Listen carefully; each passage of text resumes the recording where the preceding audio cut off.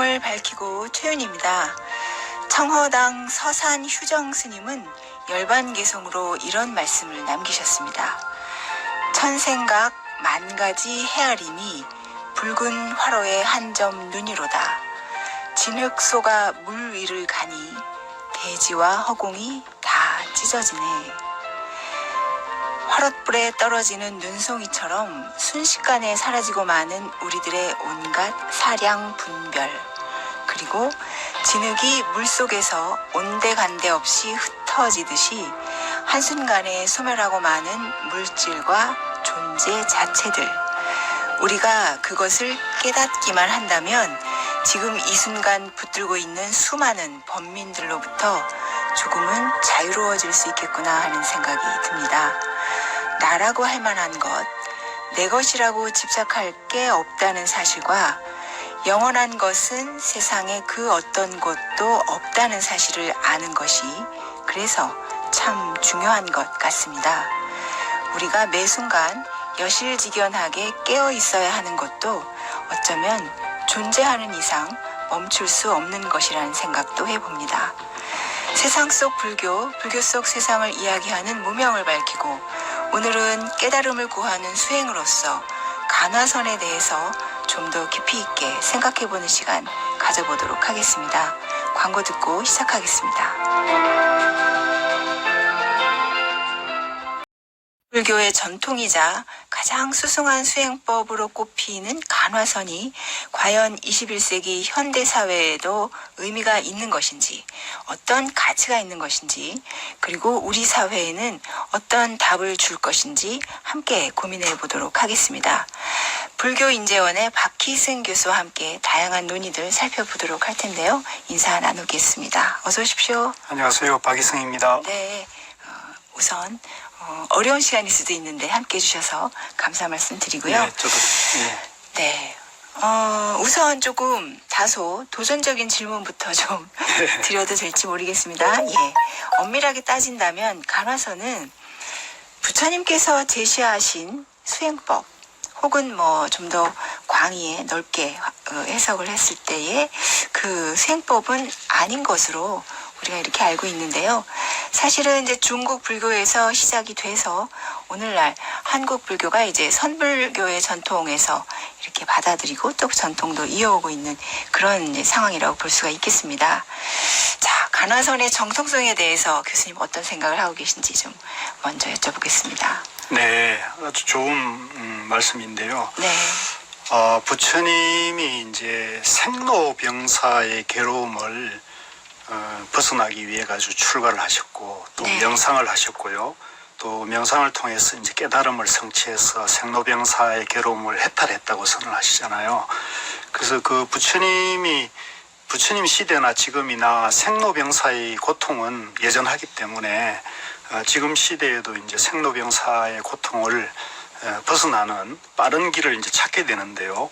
그 중에서 선은 비록 중국에서 정립이 됐지만 부처님의 깨달음이 중도라는 것, 그 중도를 전통으로 해서 수행 체계를 뭐랄까요, 좀 개발해서 만든 것이 이제 화두참선이라는 방법이거든요. 그래서 부처님의 깨달음도 중도고 또 중국 선사들의 깨달음도 중도고 한국 선사들의 깨달음도 중도이기 때문에 네. 중도를 근본으로 하는 것은 인류 어떤 지역이나 민족을 초월해서 보편적이어 가지고요. 그래서 그 중도를 기반으로 깨달음을 추구하는 것이 산종이기 때문에 화두참선은 그 중도를 바로 이렇게 체험하는 네. 좀 빠른 방법을 개발한 택입니다. 네. 그래서 모든 선은 화두참선은 부처님의 깨달음이 근본인 중도를 바탕으로 해서 수행법을 창안한 것이기 때문에 부처님의 근본 가르침에 가장 부합하고 있다고 저는 보고 있습니다. 네.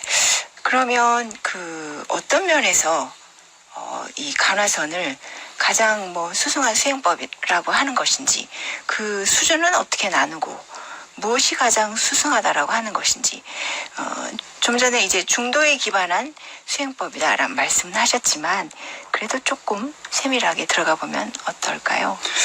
네, 부처님이 이제 깨치시고 충돌을 깨치시고 이 세상을 다시 둘러보니까 이 세상 만물이 당신을 포함해 가지고 본래 완전하다, 본래 네. 깨쳐져 있다. 예. 그래서 본래 성불이라는 그런 말씀을 쓰셨어요. 네. 본래 깨달아져 있는데 단지 분별망상에 가로막혀서 자기 본래 면목을 보지 못하고 있구나. 그래서 이 분별망상만 이제 몰로 깨치면은 본래 자신이 완성되어 있다는, 절대적이고 무한한 능력을 가지고 있다는 것을 이제 바로 누릴 수가 있다는 것을 아신 거거든요. 네. 그런데 그 충도를 이제 중도의 입장에서 보면은 중생이니 부처니 하는 것은 분별망상으로 보고 있거든요. 깨달음이니 그렇죠. 분별심일 수 있죠. 예. 깨달음이니 미망이니 네. 부처와 중생을 나누는 거, 이런 것들은 전부 상대분별이기 때문에 부처님의 깨달음 세계 입장에서 보면 그거는 어디까지나 망상이고 잡념에 불과한 겁니다.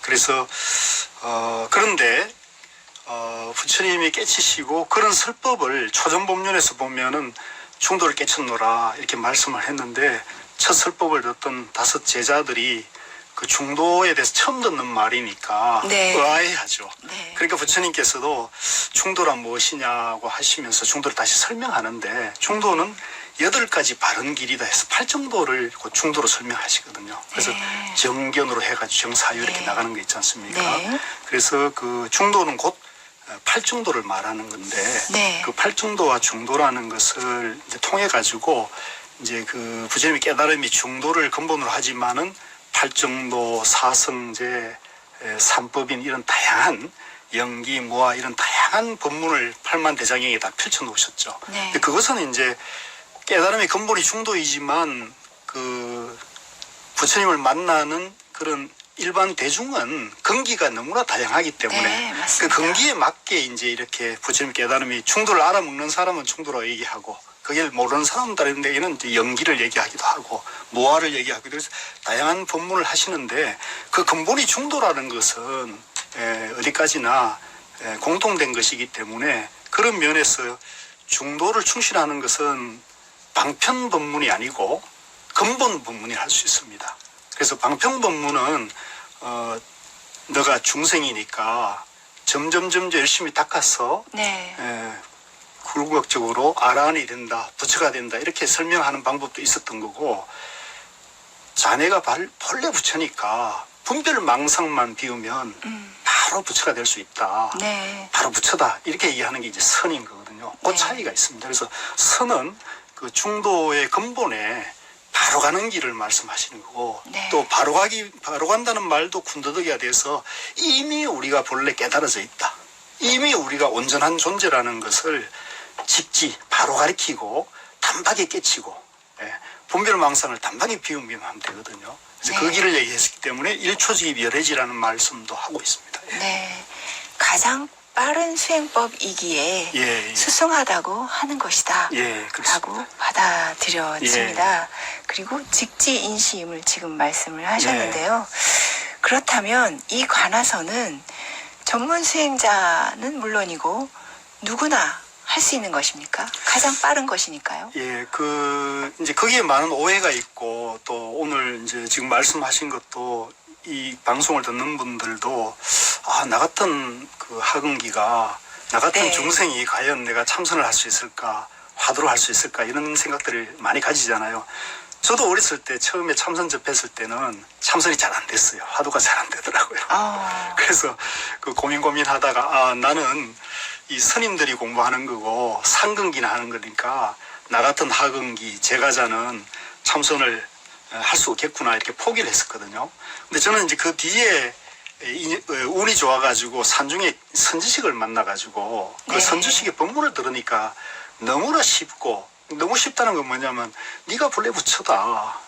그 안에 못나고 중생이라는 착각만, 망상만 몰록 비우면 바로 부처로 이 지혜와 모든 복덕을 누릴 수 있다는 말씀을 듣고는 저희한테는 굉장히 감동이더라고요. 네. 그래서 내가 이걸 공부를 해봐야겠다 해서 이제 그 길을 이제 가게 됐는데, 그래서 쭉 공부를 해보니까 화두참선을 개발하신 그 부처님의 그 제자들 중에 대해종고 스님이라는 분이 계십니다. 네, 대해종고 스님은 네. 중국의 대해종고 스님은 이제 송나라 시대의 선사인데, 이분은 그 송나라 시대에 지금으로 말하면 이제 국무총리 같은 성상이나 뭐 장차관급 고위 사대부들하고 이제 교류를 하는데요. 네. 근데 그분들이 이제 국정을 운영하다가 여러 가지 스트레스도 받고 마음이 고생도 하잖아요. 그때 대해 스님이 화두를 하면은 마음이 밝아지고 편안해지니까 그런 걸 화두 참선을 통해서 용기를 내서 국정을 잘 운영하고 네. 당신 마음을 잘 밝히시오 이렇게 했기 때문에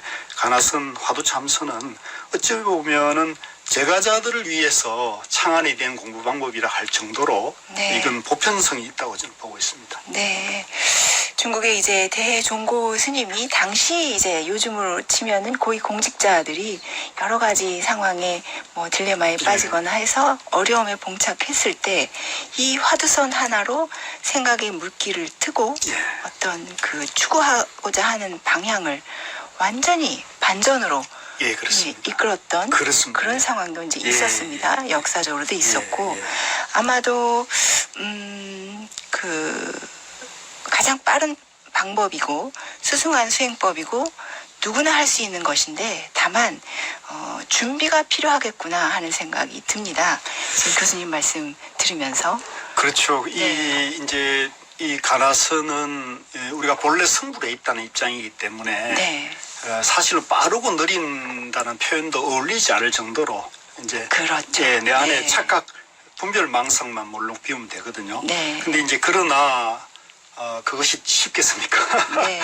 그건 또 사실은 간단치 않은 문제거든요. 그래서 여기에 이제 또 하나 오해가 있는 것이 가나선이 최상승이라 해가지고 다른 어떤 수행법들을 하열시하거나 그렇죠. 상대적으로 이렇게 차별하는 경향도 없지 않아 있거든요. 근데 그것은 저는 제가 공부하는 입장에서 보면 순전히 오해입니다.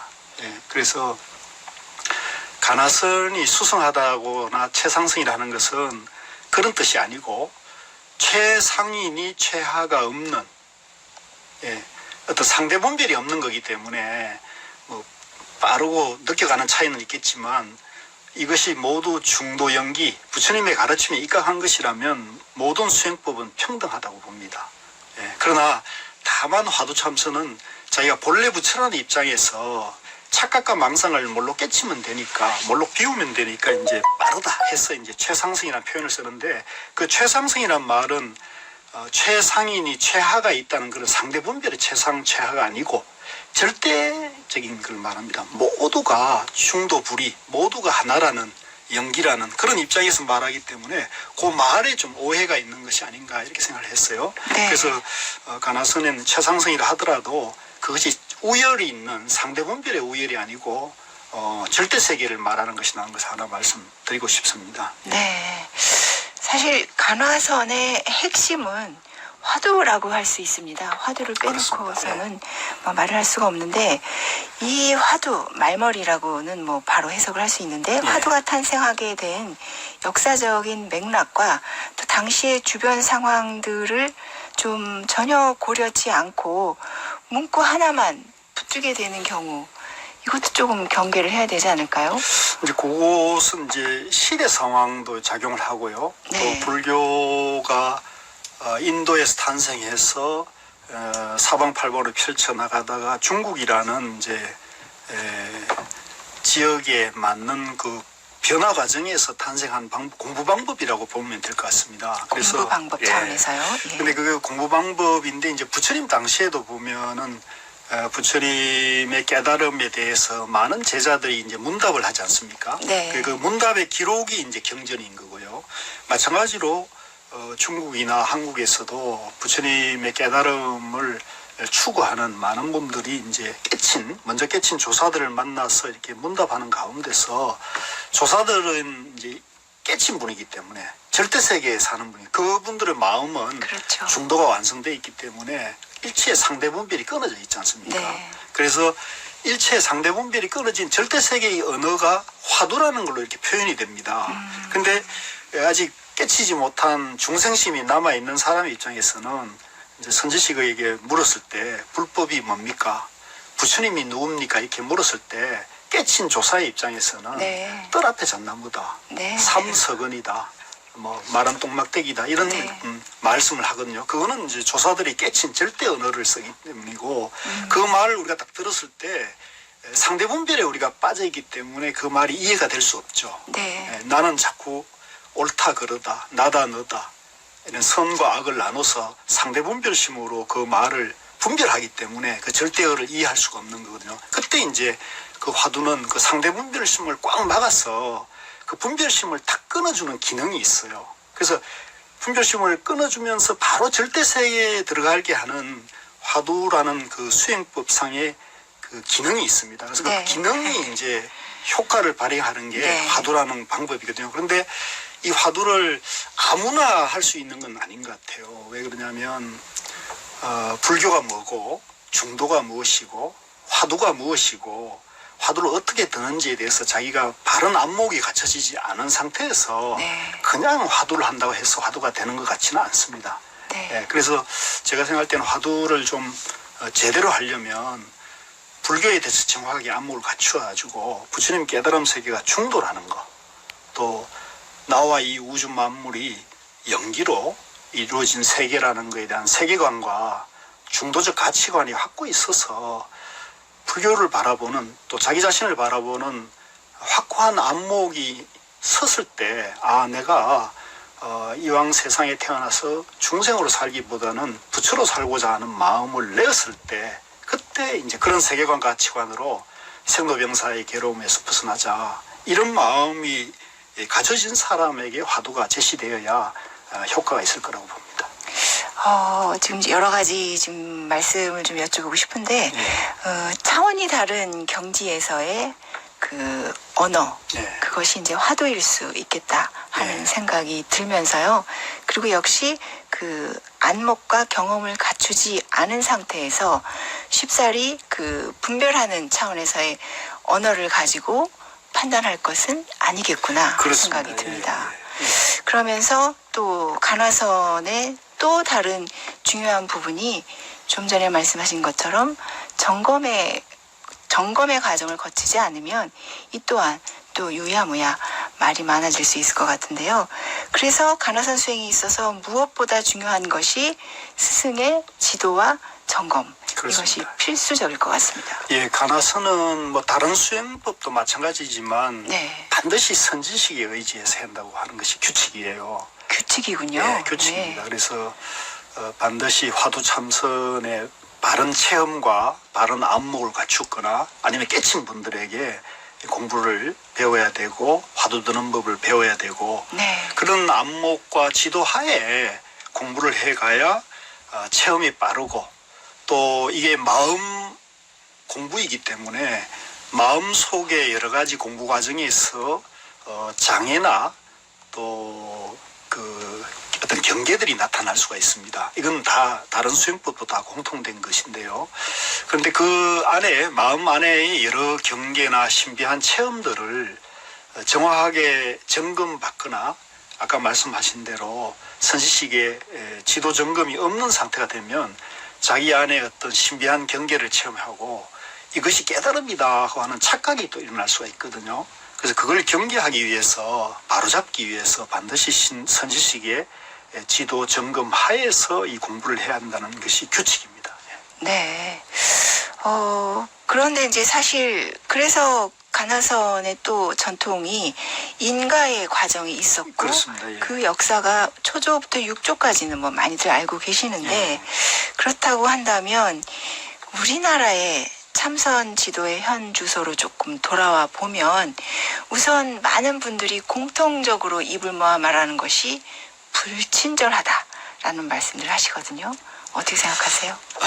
그것은 이제 좀 상대적인 그런 케이스가 될 수 있을 것 같기도 하고요. 제가 뵌 산중의 선지식들은 다 친절하시고 네. 또 자상하시고 네. 또 공부에 대해서 하나부터 열까지 제가 묻는 거에 대해서 한 번도 답을 못 들은 적이 없습니다. 저는. 네. 그래서 그렇기 때문에 저도 거기에 대한 은혜를 입은 입장인데 이제 간혹 이제 우리가 상당 본문을 하거나 또 그런 가운데서 보면은 이제 그 탈방을 한다든가 네. 또 이렇게 큰 고함을 친다든가 이런 경우들이 있게 되고 그것 때문에 이제 그런 오해들이 있을 수도 있지만 제가 생각할 때는 실제 선지식을 직접 친견해서 화두 공부나 불교 공부에 대한 지도 점검을 원한 경우에는 지금 아마 산중의 선원에 계시는 조실 방장 스님이나 선원장 스님들은 아마 굉장히 자비롭게 받아주시고 지도 점검을 해주실 거라고 저는 확신을 합니다. 그래서 네.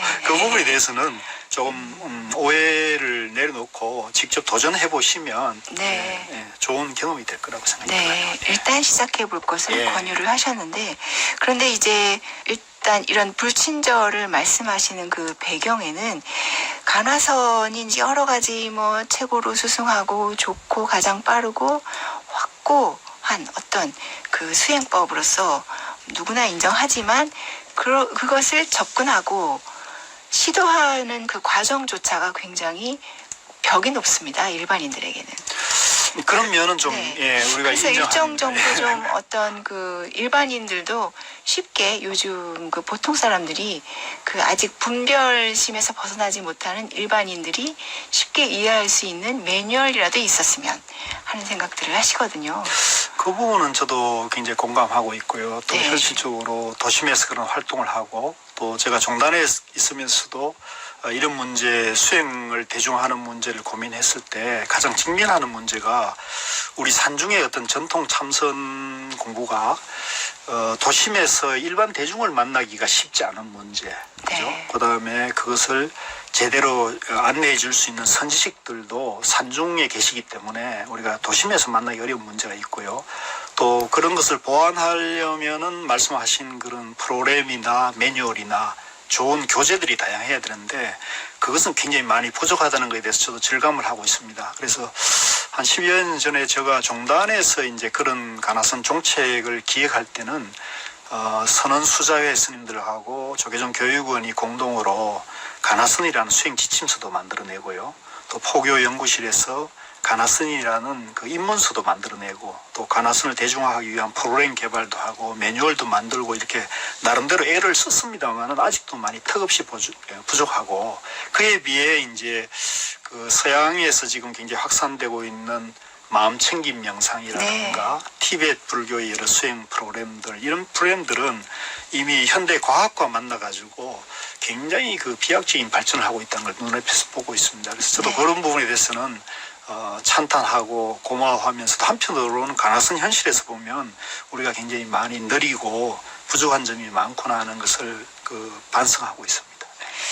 한 몇 년 전에 그 한산사 용성선언의 월암 스님께서 내신 책 제목이 저는 굉장히 오래도록 기억에 남았는데요. 친절한 간화선. 그렇습니다. 네, 모두가 원하는 그런 내용이었거든요. 네. 그래서 월암 스님께서는 이제 중국에서 공부를 마치고 한국인에 돌아오셔서 간화선을 통해서 신앙, 수행, 뭐 어떤 그 생활에 있어서 하나로 이렇게 녹아드는 선수행의 지침서로 이 책을 펴내셨다. 이런 말씀을 이제 인터뷰를 통해서 제가 확인을 할 수가 있었는데 그런 만큼 현대인들은 그 차원이 다른 세계에서의 그 언서를 뛰어넘은 그 가르침을 논하고 있는 것을 알려면 아직 그 차원에 도달하지 못한 일반인들의 입장에서는 뭐 최근에 각광받고 있는 MBSR처럼 8주 아니면 몇 주 해서 단계별로 이런 그 설명서 뭐 이런 그 해석서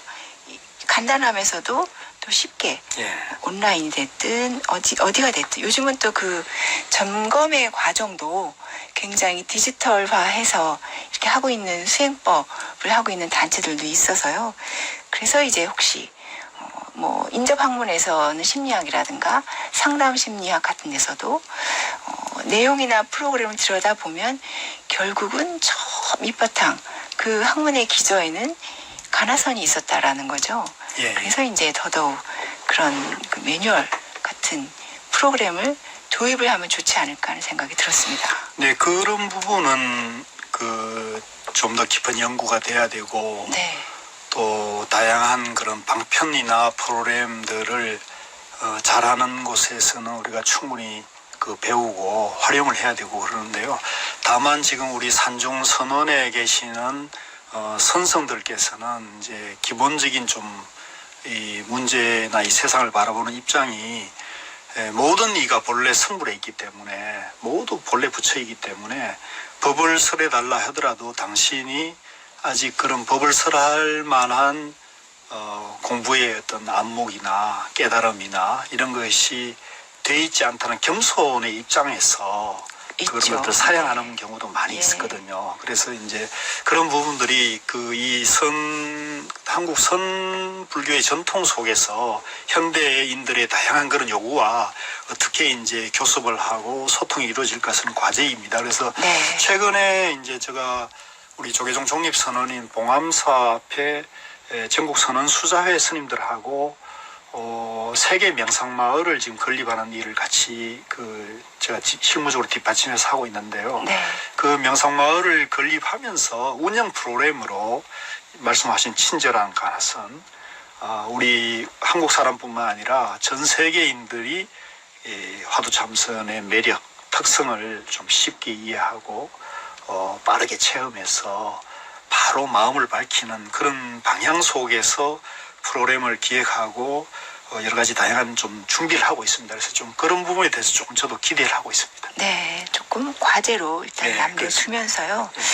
그런가 하면 이제 가나선 수행에 있어서 뭐 제일 큰 어려운 점이라고 한다면 역시 그 경험이라든가 그 체험이 굉장히 개인적인 것에 이렇게 머물고 있어서 어떤 경지에 도달을 했다고 하더라도 그것을 제3자는 어떻게 받아들일 것이며 보여줄 수도 없고 말로 설명할 수도 없고 그래서 더더욱이 이렇게 그 간극을 쉽사리 좁히지 못하게 하는 것 같아서요.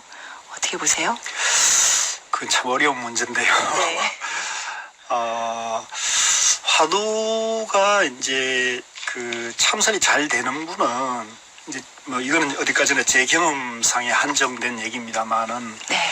마음이 좀 밝아지고 또 편안해지고 또 그러면서 다른 사람들을 대할 때나 주변 사람을 대할 때 마음이 편안해지고 밝아지니까 얼굴도 밝아지고 편안해서 다른 사람들과 소통도 잘 되고 네. 협력도 잘 되고 네. 또 다른 사람들을 어려운 사정들을 좀 돕고자 하는 마음이 나는 것이 저는 자연스러운 과정이라고 보거든요. 그래서 근데 그 화두가 이제 문제는 가나선 수행자들에게 가장 고민이 되고 있는 문제가 화두가 사실은 화두 삼매 체험이 화두 일념이 이제 잘 안 된다는 것이 문제가 있습니다. 네.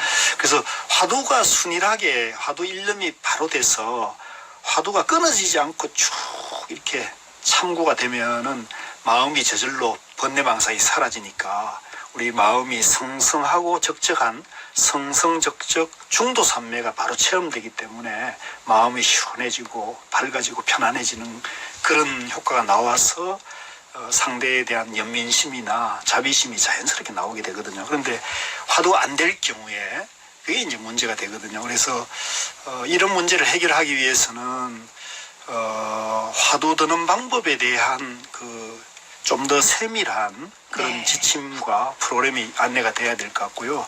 또 그보다 더 중요한 것은 불교란 무엇이고 부처님의 깨달음이 중도라는 것에 대한 확고한 안목을 갖춰서 부처님의 깨달음이 중도 영기라는 것이 자기도 이해되고 이 세상을 보는 그런 안목이 갖춰지게 되면 내가 본래 완성되어 있다는 본래 부처라는 입장이 서거든요. 나만 그런 게 아니라 이웃이나 모든 일체 만물이 심지어는 교회 다니고 성당에 다니는 사람조차도 본래 부처님이라는 그런 안목이 확고하게 세워지게 되면은 이제 그런 입장에서 자기 안에 분별 망상이나 짜증이나 화를 비워나가는 것은 훨씬 더 쉬워집니다. 그래서 그걸 가장 빠르게 하는 방법이 이제 화두라는 방법이거든요. 네. 그래서 불교에 대한 바른 안목을 갖추고 그 다음에 화두를 제대로 공부하는 방법을 알고 하면은 이 공부가 쉬워지고 네. 마음도 빨리 밝아지면서 편안해지기 때문에 그 방법에 대한 어떤 매뉴얼이라든가 교재 이런 것들 물론 이제 그것이 조사의록이나 네. 선어록이 다 있습니다. 근데 이게 이제 고어로 돼 있고 한문으로 많이 갇혀 있으니까 이제 공부하기 어려운 부분이 있는데 앞으로 그런 부분을 좀 현대화하고 현대인의 생활과 언어 감각에 맞게 하는 부분이 많이 이제 연구되고 개발돼야 될 것 같습니다.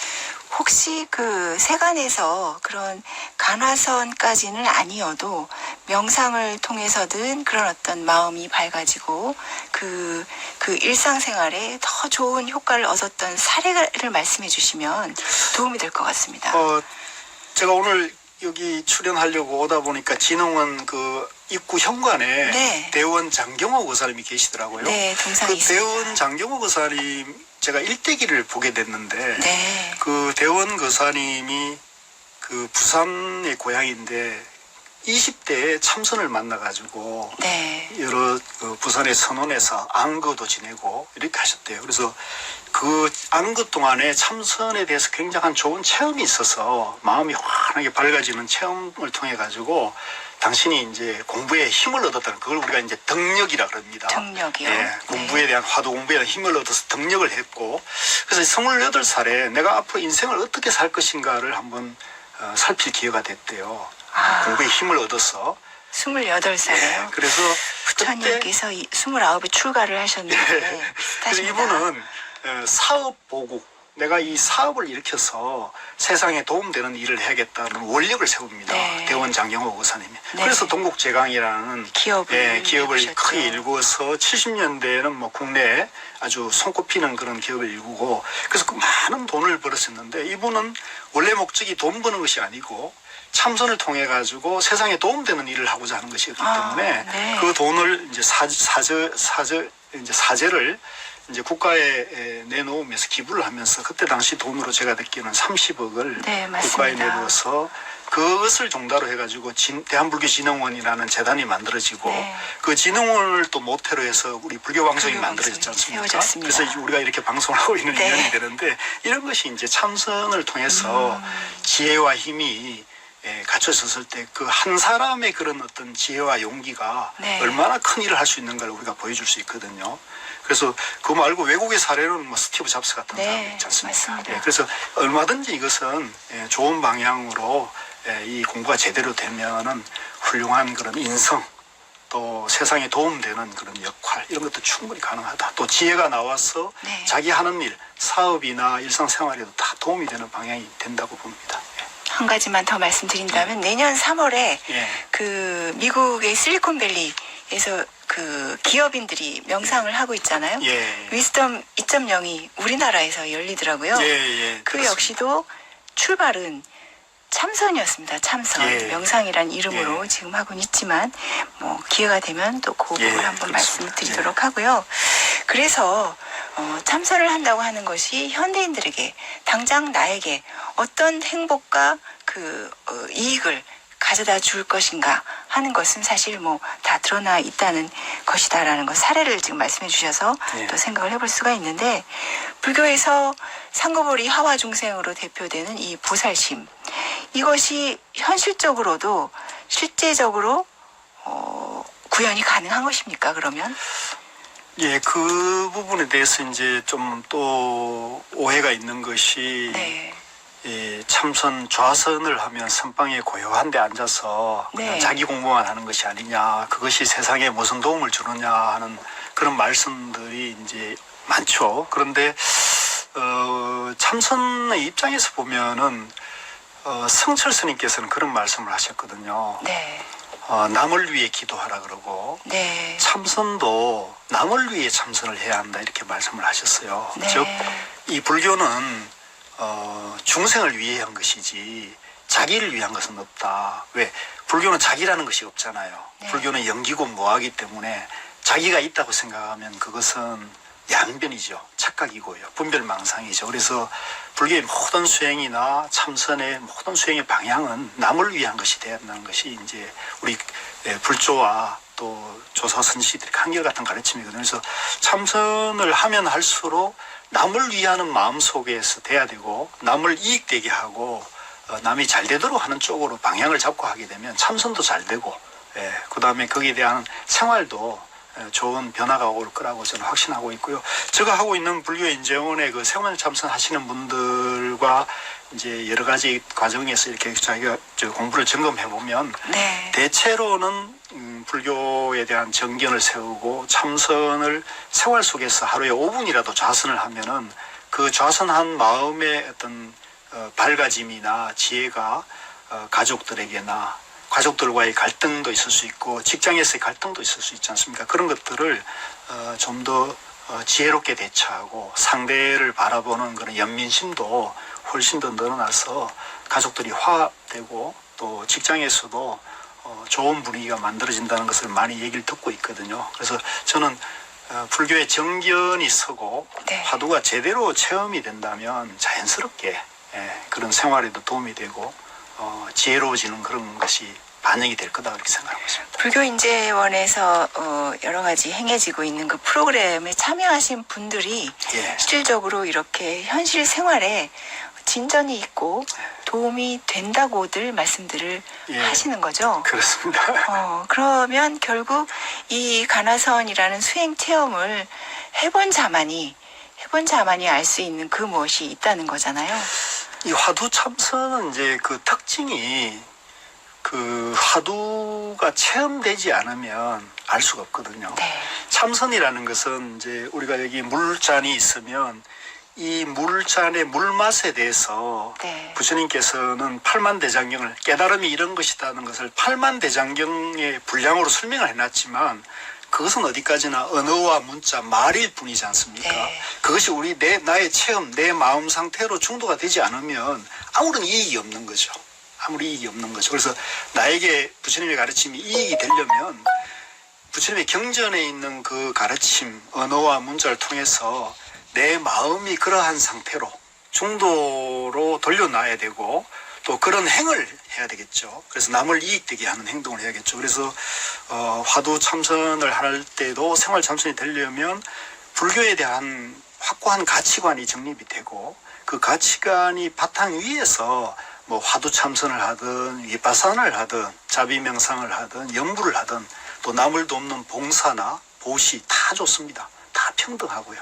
그런 정견이 바탕된 그런 불교 수행이라면 차별이 있을 수 없거든요. 네. 예, 그래서 그런 것을 하게 되면은 저는 자기도 마음이 밝아지고 지혜로워지고 또 세상에도 좋은 그런 도움이 될 거라고 확신을 하는데 문제는 이제 그것을 바라보는 안목이나 실천의 정도 이런 것들이 다 금기마다 다양하기 때문에 네. 그것에서 오는 이제 어려움이 좀 있는 것 같습니다. 네. 컵에 물을 표현한 것은 어디까지나 그냥 표현일 뿐 그렇습니다. 먹어봐야 내 것이 되니까요. 그렇죠. 자기에게 이익이 되고 네. 내 체험이 되죠. 예. 그래서 불교가 좋다는 것은 반드시 수행을 통해서 체험이 되지 않으면 네. 이것은 어디까지나 언어와 문자의 세계, 상대분별의 세계에 국한되는 거거든요. 그래서 네. 화두는 그 상대분별의 언어, 네. 문자를 상대분별심을 바로 깨서 바로 자기 마음이 중도세계, 절대세계라는 거를 바로 들어가게 하기 때문에 이게 효과가 좀 빠르다고 볼 수 있습니다.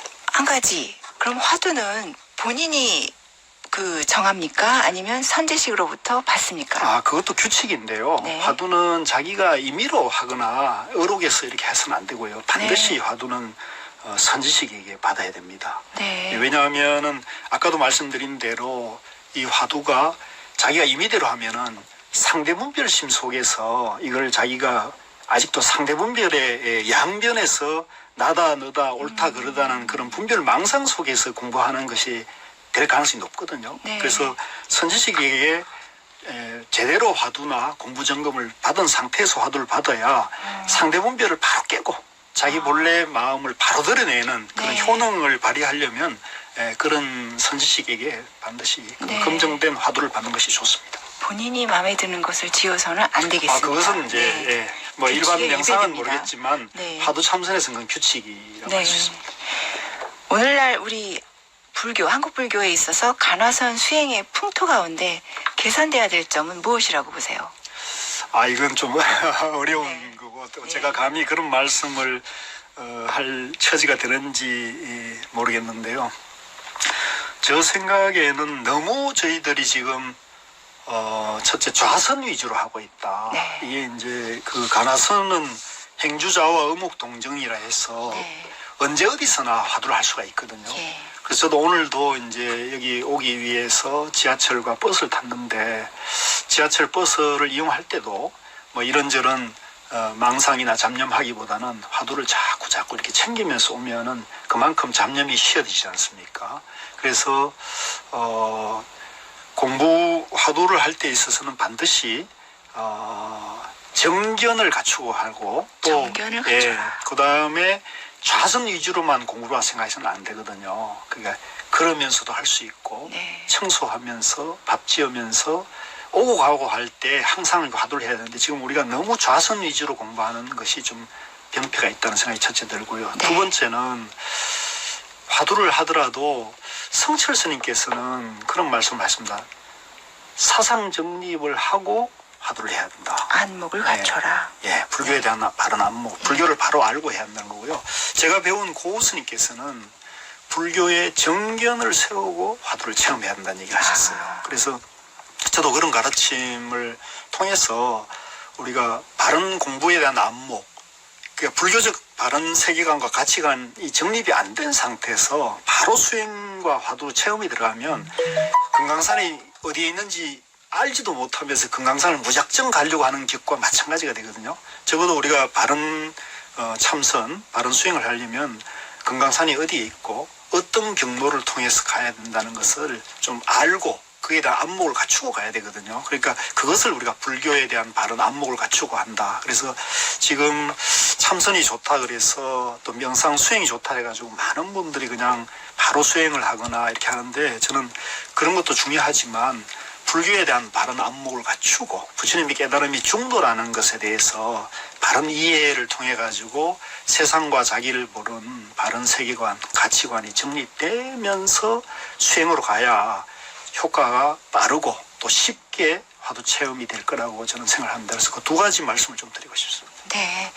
오늘 금요농강에서는 한국 불교의 가장 오랜 전통이자 수승한 전통으로 꼽히는 간화선이 현대 우리 한국 사회 또 나아가서는 세계인에게 어떤 해답을 줄 수 있을지에 대해서도 말씀 나눠봤습니다. 불교인재원의 박희승 교수님께 감사 말씀 드립니다. 고맙습니다. 고맙습니다.